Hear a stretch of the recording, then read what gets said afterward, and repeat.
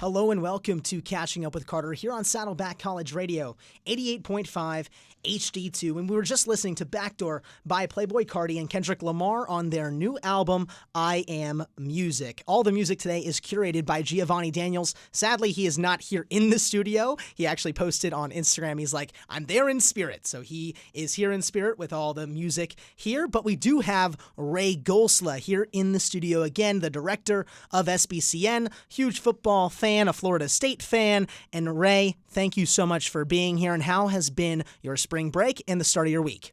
First off, thank you for having me. Start of the week, not too busy actually. It's been a pretty chill week. Spring break was good. Had some time off, which is always lovely.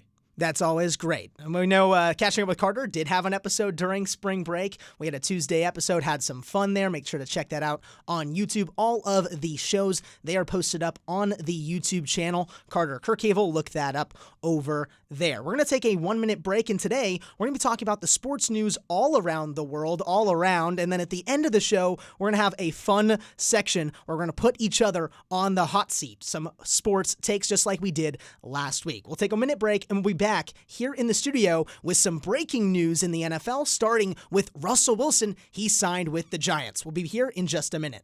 Hello and welcome back to Catching Up with Carter here on Saddleback College Radio, 88.5 HD2, and we are starting with some breaking news in the NFL. Ray Gosla pulled up his phone right at the beginning of the show. It was like 3:55 here in the studio, and right away I saw it. I was like, this is crazy, because Russell Wilson, he has signed a deal, and it says even on the website, he's heading to Gotham. The 10-time Pro Bowl quarterback is signing a 1-year, $10.5 million deal with the New York Football Giants.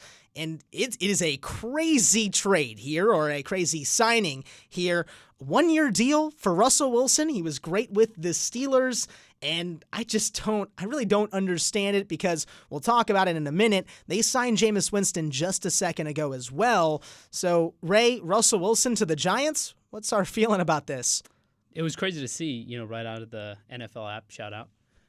But it's going to be interesting to see that they have Jameis Winston, Russell Wilson, and then there's been a lot of talks that they're going to be picking up a rookie quarterback in the draft. Right? So they're going to have some pretty decent depth there.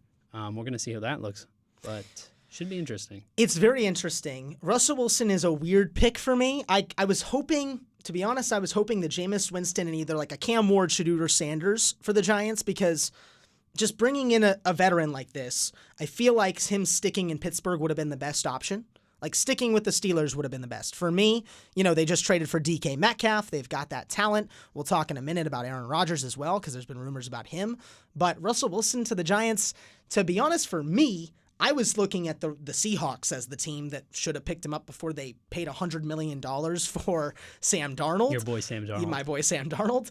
But it is what it is. I see the stance that the New York Giants are taking, that they need to bring in a veteran that they know is a Super Bowl winner. He's got Pro Bowls, 10-time Pro Bowl quarterback. He's got the talent. It's just, are they going to be able to build around him? I do think that the receiving core is definitely happy, being able to have someone over there. Malik Neighbors, of course, is going to be happy to have Russell Wilson and Jameis Winston. Do we think Malik Neighbors is going to have a breakout year with one of these guys? There's potential. There really is. With having this many quarterbacks, even if someone gets injured, you still have depth there. I am looking forward to seeing what veteran quarterback, and if they pick up a rookie, I kind of want to see what that play time looks like, what they end up doing over there in New York. But honestly, I'm with you there. I think he should have stayed in Pittsburgh, or even went to Seattle. But it's going to be interesting. That's all you can say, right? It's definitely interesting. There were a lot of landing spots that Russell Wilson was talked about, because they said that he would either go to the Raiders because they just got Pete Carroll. So everyone's like, okay, reunite with your old quarterback. And he decided to go with the other one, which is Geno Smith. So he got one of the QBs that he wanted. But he got Geno instead. I would have been okay, in my opinion, with Russell going there. I would have been okay with him going to the Seattle Seahawks, going back to that team. But the Giants are one of those teams, and even reading it, right, is he's heading to Gotham, like one of the most difficult places to play as a quarterback. We know the struggles they've had. Really, the only QB that comes to my mind right away saying that he was okay for them was Tommy DeVito for like 2 weeks. So they've had some struggles. That was a great 2 weeks. It was a great 2 weeks, but one of these guys has to be good. One of these guys has to do something. But I see Russell Wilson struggling and then putting Jameis Winston in. And people were memeing about it online saying 45 touchdowns and 30 interceptions incoming for Jameis Winston this next year. We could see that again with Jameis. But, Russell Wilson, we'll have to see. It's really just going to depend on where they're going to go. Did you see any difference for Russell Wilson? Did you see him going anywhere else? Or did you think, maybe the Giants were a good option? Honestly, I didn't even have the Giants on my radar for that. I just assumed they were going to be picking up a rookie quarterback on the draft, and that was going to be that. Yeah, they've got the third pick, so it makes sense if they would go for a QB. Exactly. Do you think they'll still go for a QB? That is the hardest question because they've got 2 veterans now. They've got one that's proven, one that's kind of proven. I'd say Jameis is kind of proven to be pretty good. I mean, we know about his season with the Bucs. We know that he can do okay if needed. He was good for the Browns for a few weeks, not for super long, but again, that little 2-week stint. I guess the Giants like having these little 2-week, players, I guess. But moving 2-week team away. Right there. 2-week team. But with them looking at it, Russell Wilson to the Giants is nothing that it doesn't super surprise me, but them going for a quarterback in the draft, I would almost like want to trade my pick now, right? I have the 3rd overall pick. Can I get some later picks to get depth in my offensive line, to get depth on the defense, to get depth in skill positions? They don't really have a great running back right now. Why not go out and trade those picks away, or trade that pick away, the 3rd overall pick, of course, and get some picks later in the draft? So because we're talking about the draft, let's jump over to these quarterbacks. Let's talk about Cam Ward. I want to interrupt you here. You said it was a 1-year deal, correct? Yes, it's a 1-year, so even $10.5 million. If they did pick up somebody off the draft, maybe they could bench this first year and take over the second year? Yes, but Jameis Winston, he finalized a 2-year deal. So he has a 2-year, $8 million deal, so it's less. But it's crazy with the payroll. Like we're paying $18 million for 2 veteran guys. Like it's decent. And I would like to see Cam Ward or Shedeur sit for a year or 2 because that would be the best for them as quarterbacks. We've seen QBs get rushed in that are okay, like C.J. Stroud was great, Jaden Daniels was great, but we talked Anthony before. Richardson. I was just about to mention his name, right? That guy is a guy who needed to sit, did not, and was not good, right? So let's go into Cam Ward because there was a pro day that he just had, and he says he is solidified being the number 1 overall pick in this draft during his pro day. So that's what he told representatives. He says, I'm solidifying it today, and he did really well. I watched part of this pro day. He threw some bombs that were really impressive, and he's that nonchalant guy, so him saying this is definitely putting some words, or basically putting some physical talent behind his words, right? Because he's solidifying the fact that he should be this number 1 overall pick. But the number 1 overall pick, it's Jacksonville, correct? I'm trying to remember. I'm pretty sure it's Jacksonville at this moment in time. It has to be Jacksonville. I think it has to be. But the number 1 overall pick right now, I just see these picks being traded away. If we're looking at the NFL draft order, it's pretty ridiculous right now with these picks. Yes, it's right now. Sorry, I was wrong with the pick. It's Tennessee Titans. Sorry. Oh, really? Titans are first. The Jaguars are later in the 5th spot. Sorry, I mixed those 2 up. But the Titans, they're looking for a QB. So Cam Ward could be the option. And then there's the Cleveland Browns in 2nd at this moment. And then the Giants in 3rd. So we know that if the QBs are picked up right away, if Cam Ward and Shedeur are picked up 1-2, what's going to happen with the Giants? They've got themselves figured out. I think that was their biggest reason for this. What do you think? What do you think about Cam Ward? Do you think he's going to one of these 2 top teams? He's going to one of these 2 top. One of these 2 top teams. He's going to one. Both of those teams could use a fresh rookie quarterback that has wonderful talent. Would you rather see him be a Titan or a Brown? I think a Titan. I would say so too. I mean, they've got Tony Pollard on that team. They've got some decent talent around. I'm pretty sure, right? Calvin Ridley is a Titan. I'm pretty sure. Maybe there's been so much movement this last Calvin Ridley. Sorry if that's incorrect too. But the Titans themselves are a team that I think could use Cam Ward. It's just what's pushing me away from Cam Ward is how nonchalant he is. As I said that before, but he's just so chill. He's so relaxed.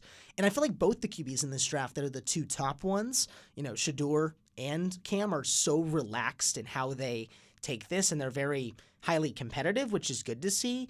But I don't know. Cam Ward, he's going to have to, I think he needs to sit if he really wants to do well. Titans could go, 7-8 wins with him, but they're not going to go to the playoffs this coming year. No chance of that. The Browns, of course, my opinion, are not even going to make the playoffs no matter who they pick up. They did keep Myles Garrett, but it's a crazy world that we live in the NFL world, and people are moving around. And I want to move over because of Shedeur. Let's go into Deion Sanders. So Deion Sanders, he had a viral quote that was going viral, but he denied this entire thing. He denied the quote even being real. Basically, a quote, it began floating around that Sanders said, "Let's hope it's New York." So kind of hoping that he's either going to go to the Giants or the Jets, which is definitely still possible. And then he says in an Instagram post, he put, "This is a lie." And he puts, "We're thankful for whatever God chooses for them," which is great. But, it is kind of funny that he's like, no. Wait up. Maybe he doesn't need to be a Giant or a Jet, because we know how cursed these two teams are with QBs. The last good one that I can think of for the Jets or the Giants, the Jets is Mark Sanchez and the Giants is Eli Manning. Those two, obviously those aren't Hall of Fame guys. I don't know. Shedeur, of course, I don't think is going to be a Hall of Fame quarterback, at least in my opinion, my projection for him. But Shedeur, where do we think he should go? In these top 5 area, the Titans, Browns, Giants, Patriots, Jaguars, is there any of these teams that will take him? Or do you think he's going to fall? Because he could fall. I don't think he's going to fall. Okay. That is a possibility, but I do think that he's going to be taken up at least. You think top 10 at least? Top 10 at least. Top 10. I was going to say top 7. Because the teams that I could see, really it is the New York teams that could take him. I mean, the Giants and the Jets are the two biggest, because the Jets are in the 7th pick spot. The Giants are in the 3rd. And as we know, the Giants have that high-powered talent now at quarterback. Maybe not high-powered, but in the sense that they have 2 veteran quarterbacks. You could sit Shedeur behind one of these guys, and he would definitely improve throughout the year. And they both as well. We know that they can move too. So Shedeur and their styles are all the same. So I think that could be a decent option. What are we thinking as well? Like, would we rather the Giants or the Jets? Which one would you rather go to if you were having to pick? I think just based on everything we've talked about, it would be really cool to see him go to the Giants. But realistically, I think the Jets are probably going to need more quarterbacks right now. They do, because they've got Justin Fields, and that's it, basically. And they're not getting Rodgers back. We know that the Rodgers thing, we'll get to it. We'll get to where we think he's going to go. But the Giants, yeah, I definitely could see Shedeur going there. That's definitely probably the best option. If I'm really going to be honest with you, best option for him. Best option for him and his best development. That's what you can. That's all you can wish for. Yes, and I'm almost a little sad though, in the sense that if Cam Ward doesn't really succeed, this is all skeptical in that way, but if Cam Ward doesn't succeed with the Titans and Shedeur does well after a few years sitting behind with the Giants, we could see what if they were switched? What if Shedeur was drafted first and Cam Ward got to sit? So all of those things are all in the future. We don't know what's going to happen, but this NFL draft is coming up quick. It's already March. You're making 25th. A lot of bold predictions here. It's how it is in this NFL season, right? When you're in the off season, you got to make some fun predictions, and I'm hoping that one of them comes true, because then I can pull this clip back and go, "Hey, look, I was right." That'd be fun. So you're the person that takes all the shots and just prays one land. You know what? I like shooting my shot. That's just how it is. Even if they miss, it's just how it is. But let's go into Aaron Rodgers, because we talked all about the QBs that are circulating around the Giants and the Jets. Let's talk about Aaron Rodgers and which NFL team could pick him up. And I put here, could the Steelers, go for him? And now it definitely seems like that's open, because Russell Wilson was just traded. They've really got no QBs on the roster that are great. Aaron Rodgers, he's not amazing, but he did throw some good touchdowns this year. He threw, I think it was 33 touchdowns. So he threw more than the NFL MVP this year. That's a crazy stat. That's an insane But he statistic. did. Yes, he threw more NFL touchdowns than the NFL MVP. It's wild to say. But, going to the Steelers could be good. At this point, it's been almost 2 weeks after all 32 teams. They were first permitted to negotiate with unsigned veterans. But however, Rodgers, he still doesn't have a home. The Vikings right now, they just said no thanks for now. We'll get to the prediction, but for now. And only a few others appear legitimately interested, which is the Steelers and the Giants. But the Giants are now out, in my opinion. They've got 2 talent. So 2 guys that are talented. So I don't know. I could definitely see the Steelers. We were talking before the show about DK Metcalf and that talent there. Where would you like to see him go? I mean, him going to the Steelers would be cool. I think that'd be really interesting. We just had we have a lot of movement with this guy. Yes, we do. And to see him pick up that slack over there with DK would be really interesting because I think that combo is not something I ever thought of would be possible, right? Dude, DK Metcalf over there with George Pickens, Aaron Rodgers, TJ Warren. That's a team. That's a team. I mean, of course, that's like, remember when we were hyping up the Jets and they never did anything for 2 years. I mean, but it's the Jets, right? You're Compared to the Steelers. So the Steelers have something behind them. They did well this last season with Russell Wilson. The changes, they had Justin Fields. They brought in Russell Wilson after. He did a lot better than Justin Fields, even though both of them had great records. So I think Mike Tomlin, has had kind of a history with Rodgers. There's been a lot of times where they're talking on the field back and forth. So if you bring him in, it's definitely a good pick. But my prediction, and I'm still going to stick by it, even though it says they've said no thanks to the Vikings, that is my prediction. You really think that he's going to go to the Vikings? I really do, and I'm sitting on it until it happens, right? Until we know where he's going, I'm saying the Vikings. And the reason is the Brett Favre circle, right? Do you know about the Brett Favre circle and the Jets whole thing? I'm not familiar. Okay, let me explain it here. So Brett Favre, he was picked up right away by the Falcons, but then traded immediately over to the Packers. Played his entire career with the Packers. We know him as a Packer. That's the main thing. Then he retired, came out of retirement, played with the Jets, retired again, and then unretired to go play with the Vikings. So the whole story is if Rodgers, he's been a Packer his entire career, did the best with the Packers, was done, went back with the Jets, did nothing with the Jets, which is exactly what Favre did.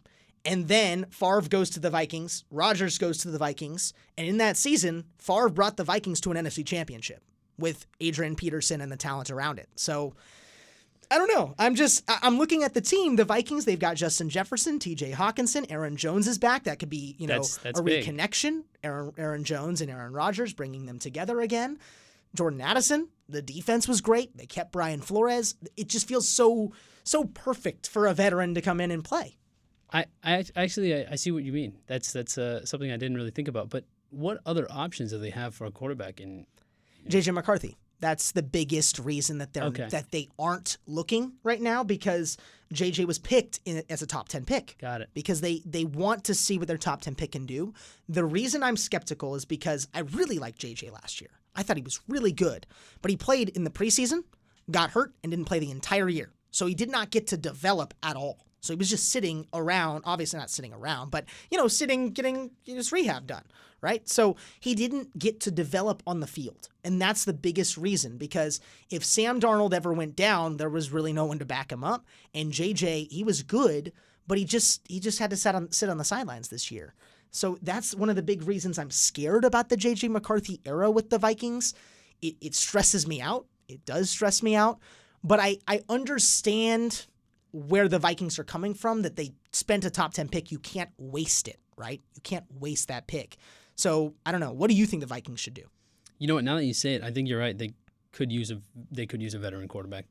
Someone like Aaron Rodgers would definitely be helpful towards their lineup.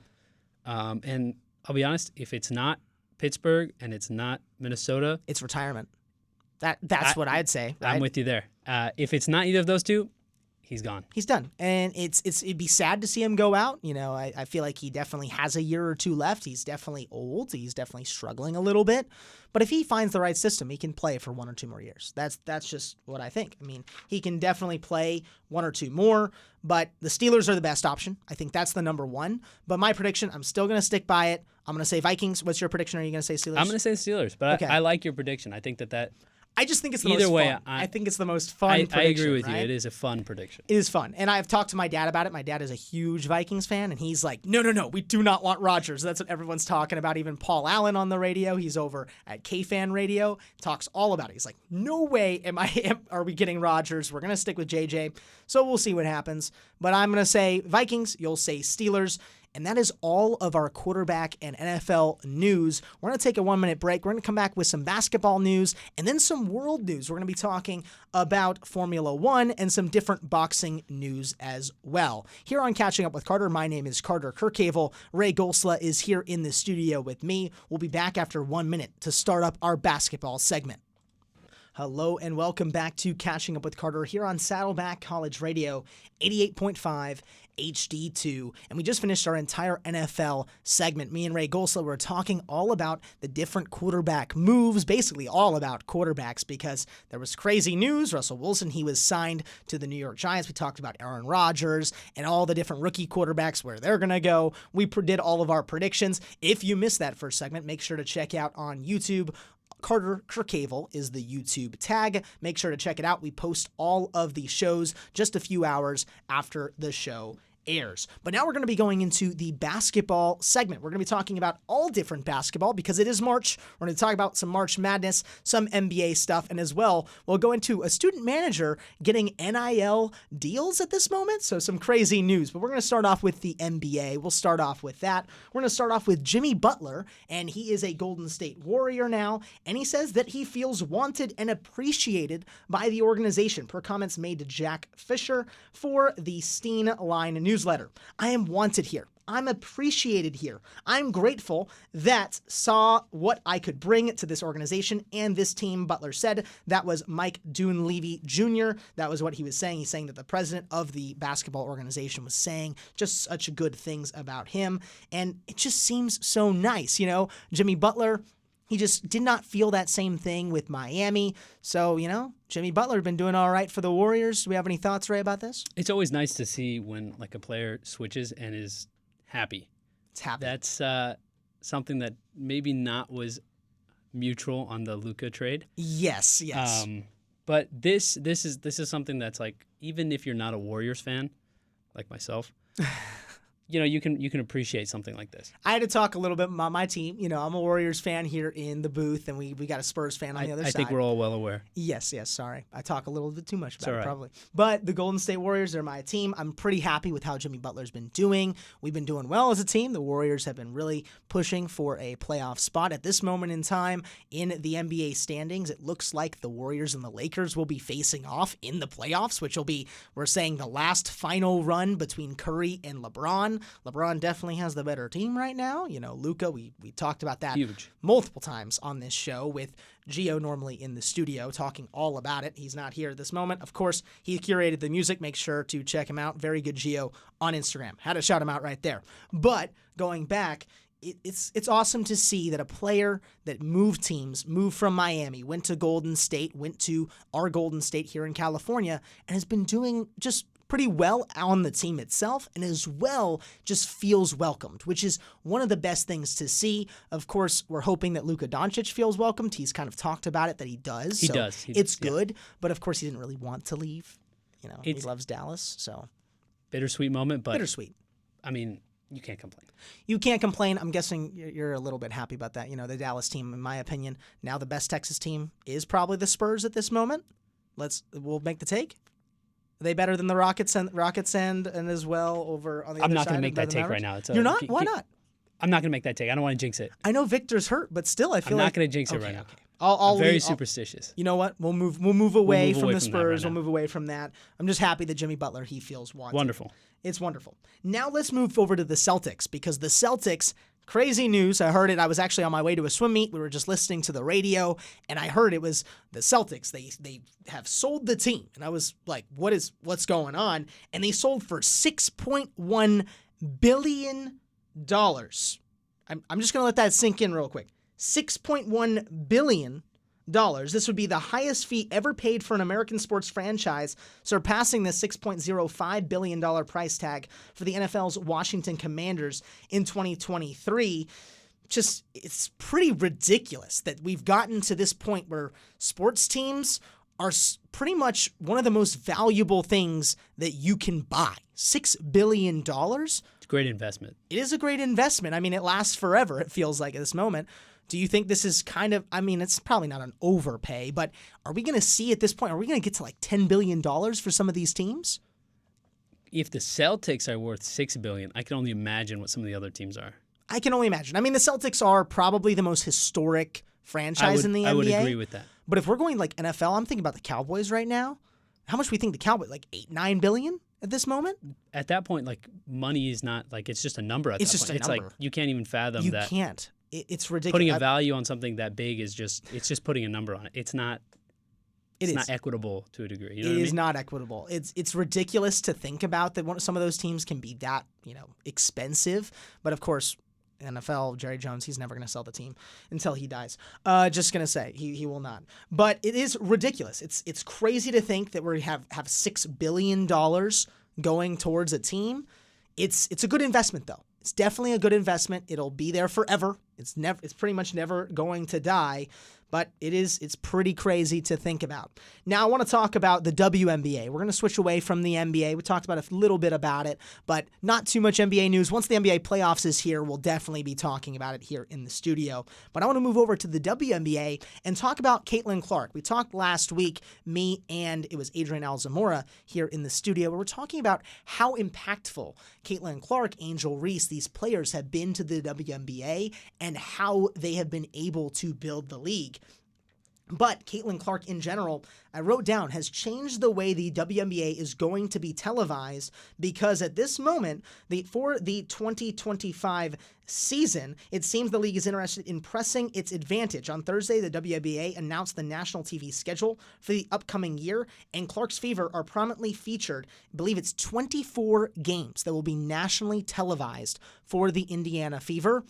It's pretty crazy to think that we're having, the WNBA didn't have much coverage this last season, but if we remember, there were games Caitlin Clark was selling out arenas. There were 16,000 people in attendance for a WNBA game, which was way more than we've seen in the past. Even we saw a stat, it was Angel Reese for her stadium was like 10,000 people, and when Caitlin Clark showed up and they played each other, it was 16,000. So what are we thinking about Caitlin Clark's impact on the WNBA, Ray? I think this is an incredible step towards the WNBA having like that same presence that I think it should. There's a lot of female athletes out there that just kind of go under the rug a little bit, right? Yes. I noticed that even in my workplace, people have been turning on the Caitlin Clark games literally just to watch her play and just to see. And I think now more than ever, there's more, I guess, awareness of WNBA and people actually watch it more regularly than before. Oh, of course, than before. But this is really interesting because I think I don't want to say this is a first, but this is maybe the first of like a new era of WNBA. Yes, of course, because it's definitely the WNBA was not something that a lot of people had on their radar for a very long time. And then Caitlin Clark, Angel Reese, they had their entire storyline in college, Iowa, LSU, that entire thing, and it really built the league because when these both got drafted, people were watching the WNBA draft. I think that's the first time I've seen people like talk about the WNBA. Like they were showing me a photo about, hey, the WNBA draft is about to start. That was the first time I've ever heard it. Not something I've watched. It's not something until then, yeah. Right? So these storylines have definitely helped, and Caitlin Clark is a big reason for it. She's been able to do so much around the league. She's been she was televised in the Super Bowl. A lot of people were talking about that. She was right next to Taylor Swift, so she's got her best friend in Taylor Swift. That's pretty fun. She was a Chiefs fan forever, so that was one of the big reasons that she was at the Super Bowl, being able to cheer on her team. But yeah, Caitlin Clark has become one of the biggest names. Is she now on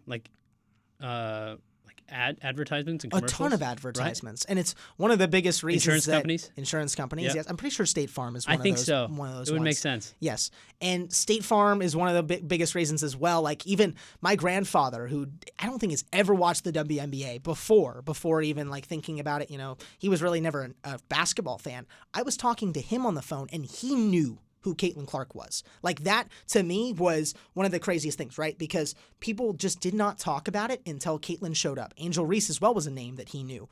Both these players, he knew immediately. And I was like, you know who these people are? Yeah, I watched them play back with Iowa. I'm like, it's crazy to think that the women's basketball in general is growing so much. There was Unrivaled going on, where it's 3v3 women's basketball during this season. So much going on that it's just so cool to see these leagues grow. These leagues at first, it was the NBA who was really holding them up, but it's almost turning into the WNBA can almost maybe break away and be its own league, and people are actually going to watch it. And I'm happy about the television and them really, taking a stride in, okay, we're going to really televise these games.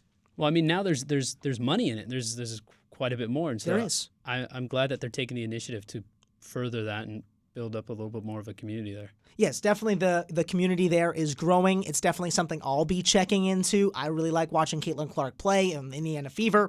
Kind of had a struggling year last year, but it's always fun to watch. Also, Sabrina, though, that's another player to watch. So there's tons of talent in the WNBA that's fun to watch. It's even better than a lot of NBA games, I'll tell you that. Ooh. I'm sorry to say. No, there are some well, NBA games you're right. You know, it is. It's just how it is. The NBA, there are some games that are just not as fun to watch, and the WNBA has really done a good job. Now, moving into, let's talk about the student manager. We talked about this before the show.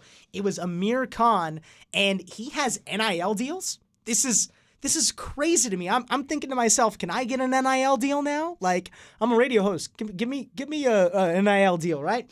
But his name is the Boombox, Aura Amir Khan. This is his whole thing. No, Amir Aura Khan. Sorry, I did not get that right. You have to do the finger quotes. Yeah, the finger quotes for Aura. But yes. Amir Aura Khan, yeah, he's the pregame walkout. He's the boombox. He's the headline-grabbing quotes. The Aura. NIL breakout star Amir Khan, the trailblazing student manager of the McNeese State men's basketball team, has taken the country by storm and continues his historic momentum as the 12th seed Cowboys. They upsetted the number 5 Clemson. They did end up losing after to Purdue, but winning, getting an upset as a number 12 seed for this team.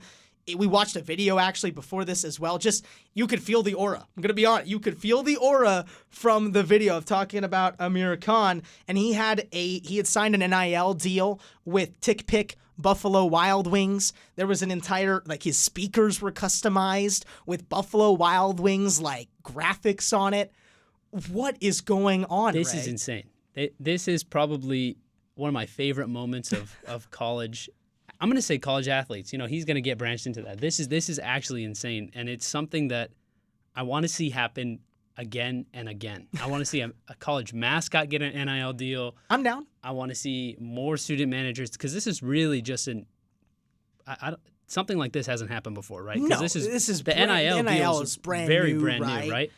It's crazy. It's ridiculous. I'm sitting here, you know, I'm telling you still, can I please get an NIL deal? Because that's a lot of money. But there's even talk, it's like 6 figures that the money could be. That's the rumor, is 6 figures for a student manager. Let me tell you something. This guy, his college is paid for. Hey. He's living good. He is living good. Do you know what major he is? I did not actually check. If he's not his sports major. management, then he's got to be. He in has sports to be, management. right? We also talked about his coach is going to NC State, so he could be one of the first student managers that hits the transfer portal That's and goes to amazing. NC State That's on an amazing. NIL deal to be the student manager for them. It's a crazy move. Okay, we're gonna have to keep following it. Keep following his transfer. Put our area. trade prediction here. Trade prediction. Where's he going? Is he staying with McNeese or going to NC State? I'm going to make a bold prediction. I think he's going to NC State. I think so too. I think that would be such a fun change. I don't know. He's really built like a culture though with McNeese, and it's been really fun to see because there's been, you know, they call him the boombox, the aura around him. So it's always it's a fun story. This is definitely a fun story around March Madness. Now let's move into a sad story. We're going to move into a sad story. We're going to talk about UConn. So UConn, they were eliminated from the tournament. They lost to Florida, and it was Dan Hurley. He showed his love for his players and his team. But people, are they saying that he was just putting on an act for this just because of the loss? We'll see. Let's listen. We're going to listen to a 1-minute clip. We're going to listen to him. We have clips now. We do have clips. So Wow. we're going to be listening to this. We're going to listen to just his entire post-game interview. So let's listen to this right now. Coach, I could see the emotions on your face. I know this was a difficult one. You guys had them. You fought so hard, mucked it up. You said you made it a Big East game. Yeah. What happened down the stretch? Yeah, I mean, they showed their quality. I mean, you know, I thought we played with tremendous honor. I thought we played with the heart of a championship program and a program that's gone back-to-back. And, you know, for a team to, you know, to end, you know, what we really wanted to do, they were going to have to put us down. And, you know, obviously a worthy opponent like that, there's honor in the way we went out. You mentioned that tournament streak, what you guys have been able to do. What did you tell your team in there? Just love them. I mean, just love them. You know, this year has been it's been a real battle. We've battled, and you know, we've had to battle and you know, at times, you know, I don't think we liked each other a whole lot with some of the things we had to go through together. But I don't think I'll ever love a team more than how hard they fought for what we were trying to accomplish and for the honor they played with today. Appreciate the time, Coach. So he definitely seemed emotional. He seemed very invested, and that's one of the best things to see after a loss like this. And you can see, UConn, they won the tournament this last year. They're one of those teams that, it's a struggle the next year, not going back-to-back. That was one of the big goals, I'm guessing, of Hurley's, and it's definitely a goal of the team of UConn. So it's good to see a coach putting in, it seems like, such effort, right? Really caring about his team. They ended up losing to Florida by 13 points. Not a fun way to lose. Of course, Florida, they had a great year this year. I'm pretty sure they're still going at this moment. They are. At this moment right now. And he's a coach of a 2-time national championship team, wanting another championship, not getting it now. What's happening here? Initially, I thought UConn, I didn't think that they were going to win this year. It was a struggling year at the beginning. It was definitely a struggling year. I always prey on Florida's downfall as a Florida State fan. And so I'm with that coach. I'm here weeping again as Florida continues their dominance yeah. right now. They're the number 1 seed in their side, so they're definitely. My brother picked him in the bracket to win it all. I'm sorry to tell you that. Me and your brother are gonna have a talk later. Okay, sorry. But yes, he picked Florida to win the entire thing. Did you fill out our bracket this year? Yeah, I didn't pick Florida. Who did you pick to win? My brother picked Iowa State. Iowa State to win it all. Wow, that is a crazy prediction. I'm pretty sure they're out now. They're out. Yeah, they're out now. They're out. They're out early. Who do you have winning it all? I think I had a couple of brackets. I think one of them I have Purdue, which was like they're still in it. They're still in it. And then in Florida, you have winning one of them, right? No, I have Duke winning in another. Duke, yes. Duke is the favorite at this moment in time, but it's good to see a coach really caring. I mean, a lot of people were talking about him being, because there have been videos going around where he's not that nice at practice, of course. There was a lot of those things going on that, they're saying that he was putting on a show for this.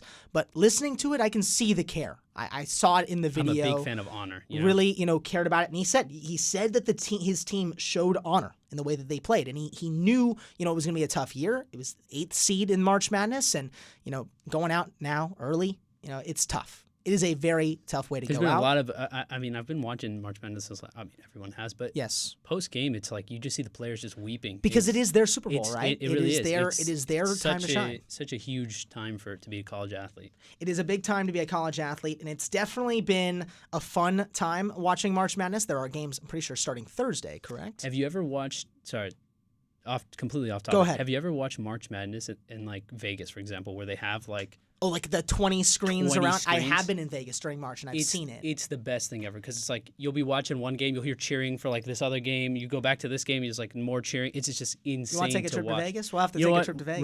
Road trip. Yeah, road trip. But it's always fun. Next March. But March Madness is always fun to watch. It's always fun to talk about the stories. But we know, heartbreak can happen, and that's what we see here. Now I'm going to jump up. We're running out of time in this segment. We're going to be talking about Formula One because there was the Chinese Grand Prix, and I wrote right away, Ferrari is in the dumps. So in Shanghai, they scored they were 15 points shy of a Constructors' Championship at the end of last year. They were struggling against McLaren at the end, and now they both had a DSQs. They were both disqualified in the race. They both finished, it was 5th and 6th for both of them. So they had 0 points. And it was right here, Leclerc, his car was found to be 1 kilogram underweight, while Hamilton's car was disqualified for excessive plank wear as a result of running the car marginally too low to the ground. It's crazy to me because they had the sprint race. Lewis won the sprint race. Charles, I think, got 6th or 7th. I forget now. And then they changed the cars for the race, and they both get disqualified. It's like, why not stick... Sorry, I'm getting emotional about it. Why not stick with the car that just won your sprint race, had the fastest lap at the Chinese Grand Prix, changing up the cars before the race, and then them both getting DSQ'd? This is what is called a fumble. It's a fumble. This is a fumble. And this is the Ferrari. The whole thing, I was scrolling through Instagram, and I was seeing people, they're like, this is Ferrari doing their Ferrari crap over and over and over again, which is, it makes me mad. It does make me mad. Even though I am a fan of Mercedes, I'm a Mercedes fan. Lewis left. I still love Lewis, so this is why I'm mad because I think most he had a great people race.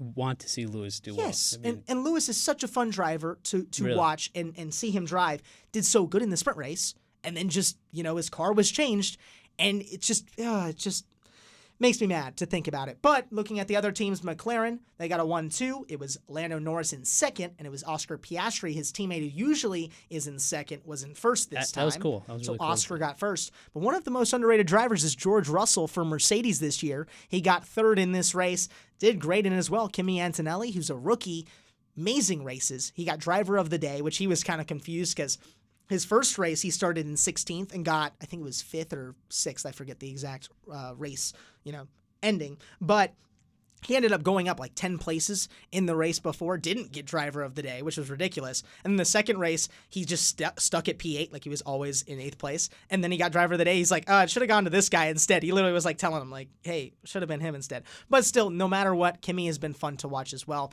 He's the replacement for Lewis Hamilton. So that's been a big kind of talk about, okay, who's going to replace Lewis? They brought in this kid who's 17 at the time when he signed, is 18 now, and he scores points in both of his first 2 races. It's insane to see that someone that young can compete at the highest level of Formula racing. It's ridiculous to see, but it's fun to see, right? It's always fun to watch these races. It's fun to always watch Formula One. I love Formula One even.